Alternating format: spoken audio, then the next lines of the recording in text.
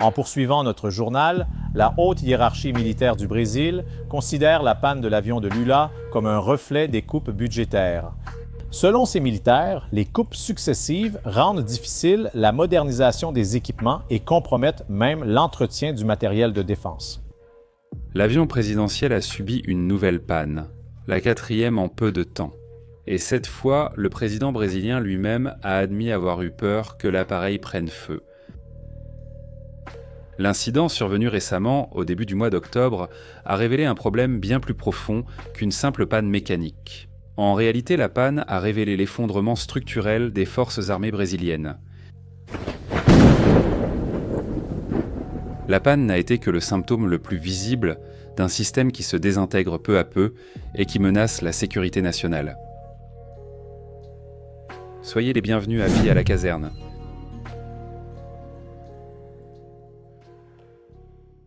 Je ne veux pas des forces armées. Vous savez, dans la favela, en train de se battre avec des bandits. Les forces armées n'ont pas ce rôle. Tant que je serai président, il n'y aura pas de GL1. Le président a été direct en arrivant à Belém do Pará. Ouvrez les guillemets, il y a eu un problème avec le moteur de l'avion, un avion cher de la force aérienne brésilienne. Nous avons dû atterrir par crainte qu'il ne prenne feu. Fermez les guillemets. La déclaration a déclenché une alerte non seulement parmi les militaires, mais aussi parmi les analystes politiques. Pour le haut commandement de la force aérienne brésilienne, interrogé par Cable News Network Brésil, la cause était claire. Les coupes budgétaires répétées ont détruit la capacité opérationnelle de l'institution.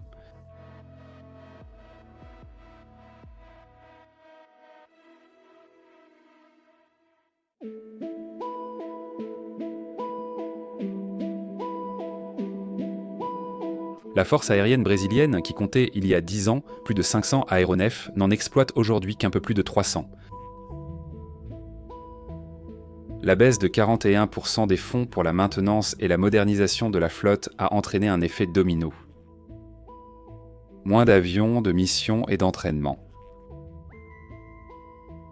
Les heures de vol ont été réduites de moitié et des pistes stratégiques, comme celle de la base aérienne de Recife, ont été désactivées. Ces chiffres reflètent non plus qu'une négligence administrative, ils montrent une érosion de la souveraineté nationale. Quand l'aviation militaire ne vole plus, le pays perd sa vue, son ouïe et sa force aérienne. Et pendant ce temps, les ressources sont gaspillées dans des projets et des dépenses qui n'ont rien à voir avec la défense du Brésil. Le chroniqueur Ricardo Noblat, du portail Metropolis, a résumé avec précision le sentiment général en disant que le président semble jouer avec sa propre vie ou se considère immortel. La phrase, bien que provocatrice, reflète le contraste entre le discours politique et la réalité à l'intérieur des casernes.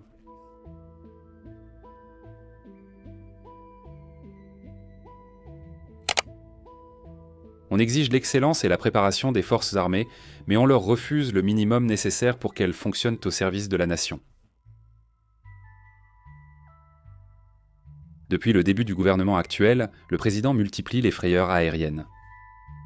En janvier 2024, une panne de l'avion transportant son équipe de sécurité a forcé l'annulation d'un voyage en Paraíba. Un mois plus tard, le jet présidentiel Airbus A319 a interrompu son décollage à Congonhas pour des problèmes techniques. L'avion présidentiel qui a effectué un atterrissage d'urgence à Mexico doit être remplacé par un modèle plus moderne. Le président Lula était à bord du vol et est déjà rentré à Brasilia. En octobre de la même année, un autre épisode a révélé la gravité de la situation. Au retour au Brésil, une turbine est tombée en panne, forçant un atterrissage d'urgence à Mexico. L'avion a dû survoler l'aéroport pendant plus de 4 heures pour brûler du carburant avant d'atterrir. Le président, agacé, s'est disputé avec les pilotes, comme si c'était leur faute et non le résultat d'années de négligence institutionnelle. En mars 2025, l'avion présidentiel a remis les gaz à Sorocaba à cause d'une nouvelle défaillance technique. Il y a eu 4 pannes en un peu plus de 12 mois. Chaque fois, cela montre que l'effondrement est aussi moral et stratégique, pas seulement technique. Les forces armées brésiliennes vivent dans un état d'alerte silencieux. Des officiers signalent un manque de carburant pour blindés, navires et avions de chasse. Faute de ressources, les maintenances sont reportées, les entraînements sont réduits et les équipages perdent en compétences.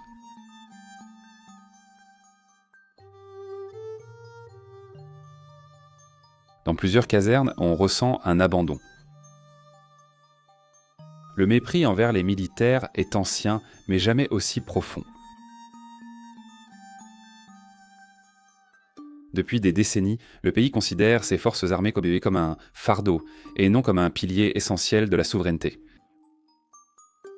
La différence, c'est que sous ce gouvernement, la dégradation s'est tellement accélérée qu'elle menace la sécurité intérieure. Ignorer la valeur des forces armées revient à renoncer à la souveraineté. Elles sont bien plus que des institutions de combat. Elles protègent le territoire, l'ordre et la stabilité.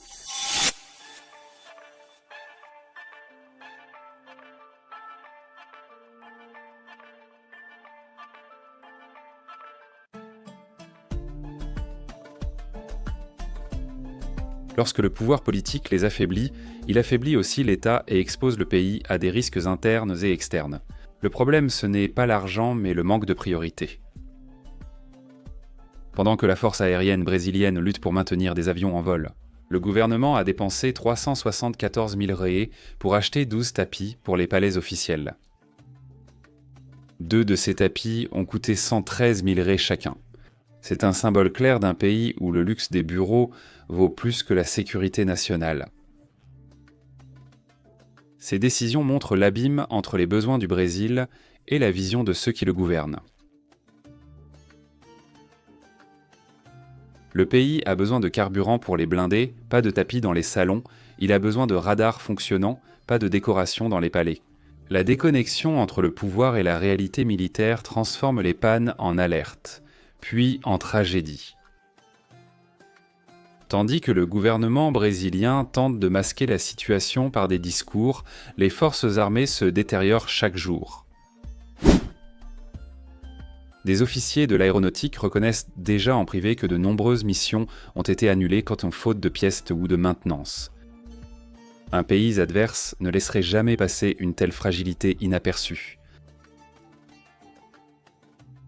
Sans une restructuration sérieuse, le Brésil risque de perdre sa capacité de réponse dans des situations critiques, qu'il s'agisse de catastrophes naturelles ou de menaces extérieures. L'alerte de la force aérienne brésilienne est un cri de détresse qui va bien au-delà de l'aviation. C'est un appel pour la survie de la souveraineté. La vérité, c'est que, pendant que l'avion présidentiel subit des pannes, le pays tout entier continue de chuter en chute libre. Politique, économie et forces armées s'effondrent simultanément. À chaque coupure, à chaque gaspillage, le Brésil perd un peu plus de son autonomie et de sa force. Les pannes aériennes illustrent un gouvernement ayant perdu le cap. Si l'avion du chef d'État manque de sécurité, qu'en est-il des appareils protégeant nos frontières ou assurant des missions humanitaires ?